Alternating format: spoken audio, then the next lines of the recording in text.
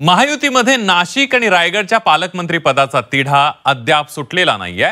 नाशिकमध्ये ध्वजारोहण करण्याचा मान गिरीश महाजन यांना मिळालाय आणि त्यामुळे नाशिकचं पालकमंत्रीपद त्यांनाच मिळणार असल्याची चर्चा आहे। दरम्यान याबाबत त्यांनी एक सूचक विधान देखील केलंय।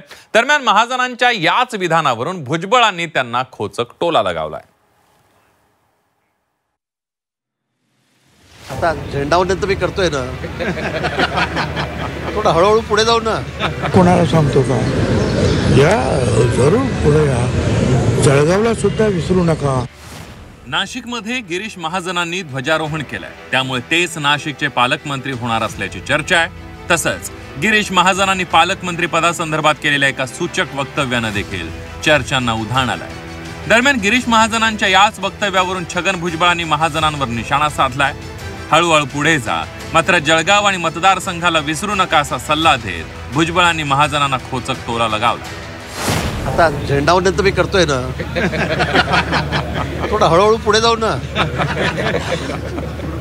आता त्यांना झेंडावंदन करताना आलं आवडतं, मी त्याला तुम्हाला बघता नाही आलं। आता मला करता येते तेवढे पुढचं काय? तुम्ही असे अडचणीचे प्रश्न विचारू नका। आपण काय कोणाला सांगतो का? या जरूर पुढे या, जळगावला सुद्धा विसरू नका, मतदारसंघाला सुद्धा विसरू नका। तर ध्वजारोहणावरून सुरू झालेलं महायुतीतील नाराजी नाट्य अद्यापही सुरूच असल्याची चर्चा। ध्वजारोहणावरून आपण नाराज नाही असं छगन भुजबळांनी म्हटलंय, मात्र तरीही नाशकातील ध्वजारोहणासंदर्भात त्यांनी एक खंत व्यक्त करून दाखवली। अनेक वर्ष नाशिकमध्येच ध्वजारोहण करतोय, त्यामुळे इतर ठिकाणी जाणं शक्य नसल्याचं छगन भुजबळांकडून स्पष्ट करण्यात आलंय। गोंदियात ध्वजारोहणासाठी भुजबळांचं नाव जाहीर करण्यात आलं होतं, मात्र त्यांनी गोंदियात जाण्यास नकार दिला होता, त्यामुळे ते नाराज असल्याची देखील चर्चा होती। नाशिकमध्ये मी अनेक वर्ष केलेलं आहे आणि आता मला स्वतःला जे आहे दूर ठिकाणी जाणं जे आहे ते शक्य होत नाही। आणि दुसरं म्हणजे असं मी मगाशी आणखी सांगितलं, झेंडावंदन तुम्ही एखाद्या झोपडीसमोर करा, कार्यालयात करा, ऑफिसमध्ये करा, कारखान्यात करा, चौकात करा, झेंडा आपला एकच आहे, त्याला प्रत्येकाने वंदन करा। पण त्यांनी मी सोबतच होतो त्यावेळेला, कुठे नाराजी त्यांची कुठे नव्हतीच। त्यांनी सांगितलं की मला तिकडे गोंदियाला दिलं, पण माझी तब्येतही बरोबर नाही आणि मला इतका लांबचा प्रवास झेपवणार नाही म्हणून मी नकार दिला। पण कुठे नाराज असल्याचं तर मला काही दिसलं नाही। आम्ही सोबतच होतो, रात्री 2-2.5 तास आम्ही कार्यक्रमाला सोबतच होतो। तर तिकडे रायगडच्या पालकमंत्री पदावरून गिरीश महाजनांनी भरत गोगावलेंना अप्रत्यक्ष टोला लगावला। मी पालकमंत्री पदासाठी कधीही रास्ता रोको केला नाही, पोस्टरबाजी केली नसल्याचं महाजन यांनी म्हटलंय।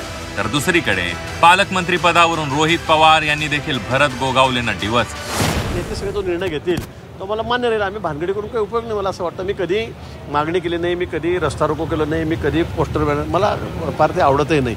मला काही कोणी सांगितलं की पालकमंत्री तुझं पोस्टर मी मोठं उतरून घे रात्रीच, मला असे विषय आवडतही नाही। गोगावले साहेबांचे याच्या आधीचे 2.5 वर्ष जेव्हा पक्ष फोडला गेला होता आणि बीजेपी बरोबर महाविकास आघाडी नंतर जेव्हा तिथं सत्ता आणली होती, 2.5 वर्ष कशात गेले? वाट बघण्यात मंत्रिपद मिळतंय का नाही मिळत। आता त्यानंतर त्यांना मंत्रिपद मिळालं, ठीक आहे, छोटंसं खातं आहे, पण मंत्रिपद मिळाल्यानंतर आता ते वाट बघतात पालकमंत्र्यांची। त्यांना अजून 4 वर्ष वाटच बघावी लागणार आहे पालकमंत्री पदाची, आणि 4 वर्षानंतर त्यांना कळेल, अरेच्या भाजपलीच आपली खेळी केली, भाजपलीच आपला पक्ष फोडला, आपल्याला वाऱ्यावर सोडलं, आता आमदार होतो का नाही असा प्रश्न कदाचित 4 वर्षानंतर त्यांना तिथं निर्माण होऊ शकतो। मागील काही दिवसांपासून महायुतीत आलबेल नसल्याची चर्चा आहे। नाशिक आणि रायगडच्या पालकमंत्री पदावरून महायुतीमध्ये रस्सीखेच सुरूच आहे, त्यामुळे पालकमंत्री पदाचा वाद कधी सुटणार आणि या दोन्ही जिल्ह्यांच्या पालकमंत्री पदाची माळ कुणाच्या गळ्यात पडणार हे पाहणं महत्त्वाचं ठरणार आहे। ब्युरो रिपोर्ट, झी 24 तास।